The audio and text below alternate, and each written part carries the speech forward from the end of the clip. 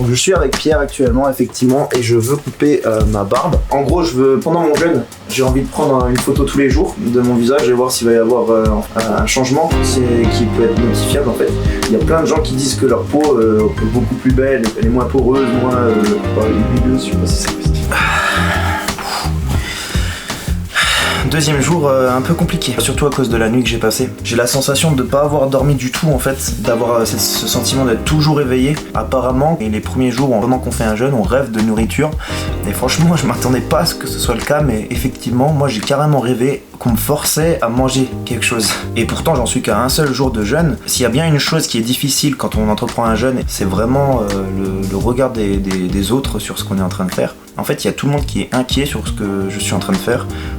C'est compréhensible parce que ne plus se nourrir, ça paraît complètement absurde. Et moi-même, ça me fait carrément angoisser en fait. Ça me fait un petit peu douter sur ce que je suis en train de faire. Actuellement, je suis avec le double champion, triple ex-champion de la cuisse d'argent, Lénaïque. En fait, là ce matin, il m'a montré la salle là où il va donner ses cours. Cours collectifs à Saralbe. Comme on est au deuxième jour de mon jeûne. Ouais, et il galère. Hein. Il sait même plus ce qu'il doit faire, il sait même plus où aller sa tête. Là, vous avez quelqu'un qui peut absolument décrire mon état. Ouais, t'es en perdition. Et le pire, c'est qu'il explique mon état, mais il peut le dire genre physiquement. Dans mon cerveau, tu m'as dit, ça manque de glucose, c'est ça, non? Je suis coach sportif, je sais encadrer en fait un individu pour faire du sport, pour le remettre en forme, etc. Je peux lui donner comme je suis en train de te faire, des conseils pour tout ce qui est alimentaire, etc. Diète, mais je suis pas un diététicien. J'aurais jamais les connaissances d'un diététicien et je m'auto-proclame pas diététicien. Donc la personne la plus qualifiée pour parler de ça, etc., c'est un nutritionniste ou un diététicien. Ton corps, il va être de plus en plus en état de stress durant les premiers jours. Hein. Après, moi, je suis pas trop, comme je t'ai dit, partisan du jeûne. Hein. Ça, jamais trop fait. Pour moi, le corps, c'est une machine et la machine, elle a besoin de son carburant, de son essence. Moi, c'est ma vision, hein, c'est ma manière de voir les choses.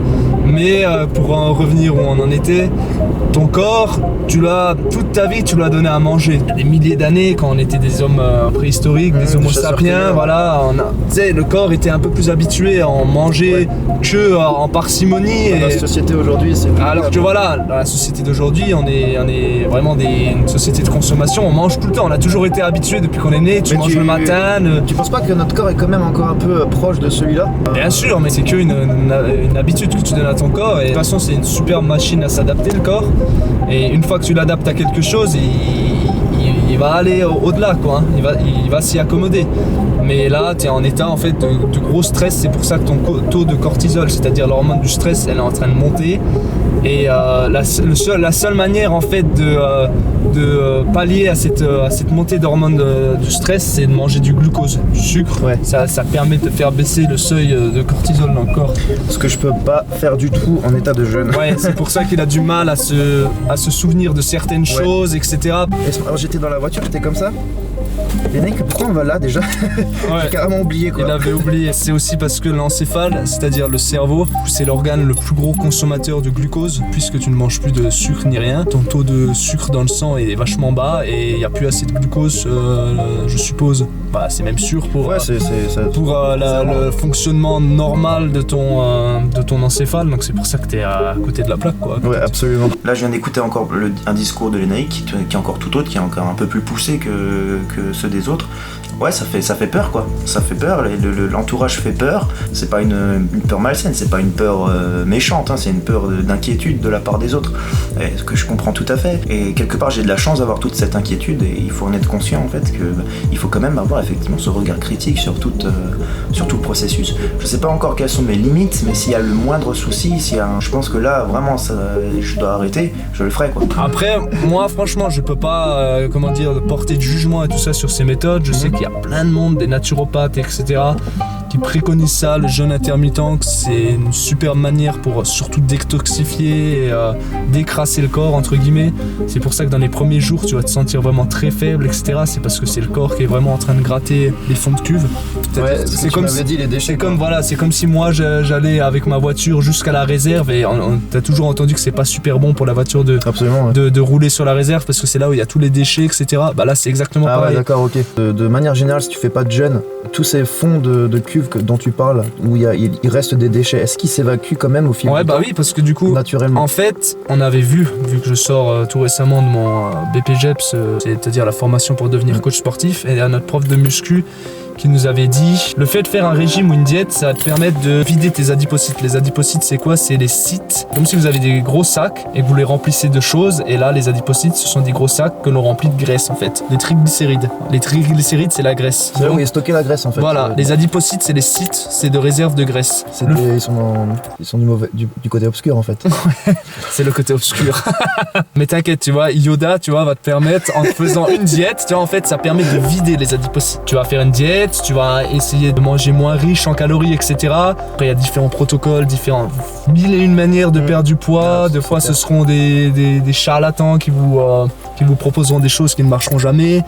Ou des fois, l'achat de suppléments alimentaires. D'autres fois, ce seront des méthodes qui fonctionnent très bien. Mais comme tout, il existe mille et une méthodes, tu vois, et il n'y en a jamais qu'une méthode qui est vraiment bonne. Moi, j'essaye d'aller regarder dans tout, et c'est pour ça que c'est bien que tu fasses cette méthode de jeûne, parce que moi je me suis jamais intéressé, et ça se trouve il y a des bienfaits à ça, via le fait que tu ingères moins que ce que tu consommes dans la journée, donc tu vas perdre du poids, tu vas taper dans les réserves. Vraiment, c'est simplifié, hein. Au bout d'un moment, il va taper dans tes réserves d'adipocytes. Les adipocytes vont libérer des triglycérides qui vont être utilisés comme substrat énergétique pour continuer à faire n'importe quoi, marcher, réfléchir ou quoi, tu vois ce que je veux dire. Les triglycérides, bien sûr qu'elles vont se vider. Des fois, ce qui est mauvais, c'est que dans ces adipocytes, il y a toutes les substances, les mauvaises substances. Des fois, même quand tu manges certains aliments qui ont été conservés dans, imaginons, de l'aluminium ou des trucs qui sont pas vraiment très bonnes, ou les pesticides, etc. Bah des fois, ça va pas être métabolisé, ça va être métabolisé que après, une fois que la triglycéride va être relâchée et que tu vas le métaboliser. Et donc tu stockes vraiment ça a été mis de côté en fait. Ouais, c'est pour ça que vraiment le décrassage, comme on dit des fois, c'est sans même faire un jeûne, tu vas décrasser ton corps et tu vas du coup métaboliser des substances qui sont pas très bonnes. En ce qui concerne comment je me sens, un peu stressé, ouais. J'ai bien évidemment faim. Du coup, dès que je bois de l'eau, ça va nickel. Mais voilà, c'est un peu stressant tout ça, ouais. Ça me fait angoisser. Comme là, il va falloir que je fasse en sorte que... j'ai un peu du mal à réfléchir en plus, pour de vrai. Le fait de faire une diète sans faire de sport, ça va te permettre de vider tes adipocytes, mais ça va pas permettre de les détruire. Tes adipocytes, il faut vraiment faire une activité physique pour les détruire. Après moi, comme je t'ai dit, je m'y connais pas plus que mais c'est déjà énorme. Oui, bien sûr. Là, tu donnes des infos de ouf. Bien sûr. Après, voilà, quand t'es dans le monde du fitness, t'es obligé à un moment donné de t'intéresser à l'alimentation, parce que pour moi, c'est ça, c'est ma vision. Dans les performances sportives, dans la musculation, etc., pour avoir les meilleurs résultats. C'est voilà, la machine, il faut optimiser son rendement, et c'est ce qui se passe dans l'assiette. C'est ça, c'est des bons matériaux que tu donnes à ma machine qui vont permettre d'avoir des bons résultats, quoi. Bien sûr. C'est peut-être un peu des images de limite de voitures de course, etc., que je suis en train de donner, mais c'est ça, tu vois, les athlètes de haut niveau, ceux qui veulent réaliser des performances, au bout d'un moment, ils sont obligés de faire attention même à la récupération, le nombre d'heures de sommeil qu'ils ont, tout ce qui est récupération, alimentation et entraînement, tout ça va ensemble pour tirer au meilleur profit les capacités de ton corps, en fait. Ok, Florian. Tout à fait. T'es mon noob. Des fois, faut dire ce qui est, hein. Moi, j'ai pas envie de tacler des personnes de ma profession. Il y en a qui mettent des fois, ce que je veux dire, qui vont dire des choses et qui vont spécialement trouver des études pour justifier ce qu'ils disent. Tout est trouvable, tu vois. Ouais, je vois après, ce que je dis. C'est un peu ce que je suis en train de faire, tu sais, je suis en train de chercher des études pour me rassurer. Bien sûr, oui, mais après, franchement, je pense qu'il y a du bon et du pas bon à prendre dans ce que tu es en train de faire, hein. Après, le mieux, c'est comme tu fais, de tester, et tu verras bien. J'ai pas envie que les gens fassent forcément ce que je suis en train de faire, tu vois. Je le fais pour me voir s'il y a vraiment quelque chose qui va se passer. Il faut être conscient que je suis un individu avec son propre vécu, etc. Et qu'il y a des choses qui vont pas forcément marcher sur d'autres, en fait. Et voir le contraire. Quoi, je voulais juste merci. Là, on va boire un café. Merci à lui pour toutes ces explications. Il faut lui faire un petit peu de com quand même, parce que il va commencer ses cours donc en groupe collectif. À partir de janvier à Sarralbe. Si vous êtes dans le coin de Sarralbe, même autour, vous pouvez y aller. Ça va être cool, cours de remise en forme. Je proposerai des circuits training, donc un peu de la haute intensité, du fonctionnel, Pour ceux qui aiment un peu plus le chorégraphier et les cours de cardio, je vais faire du step le mercredi et le vendredi. Bougez vos fesses, allez-y. On n'y va pas, c'est un misogyne. Et vendredi soir, on fera un renforcement musculaire pour bien commencer le week-end. Merci monsieur, Même si monsieur Florian le noob. Noob de diet. Peut-être que vous m'y verrez de temps en temps dans ces cours-là parce qu'il faut aussi que je bouge cette graisse. Ouais, il faut que tu forces tes adipocytes à vider les triglycérides. Exactement. Alors vous allez le remarquer au son de ma voix pendant que j'enregistre ce son, je suis un petit peu malade. Je vais donc faire une conclusion courte en vous disant merci d'être resté jusqu'ici. J'espère que cet épisode vous aura plu et je remercie énormément Lénaïque pour y avoir plus que participé. Allez vous inscrire à son cours en masse si vous êtes près de Sarralbe. Et en attendant la semaine juste prochaine, je vous souhaite à tous que du bonheur. Ciao.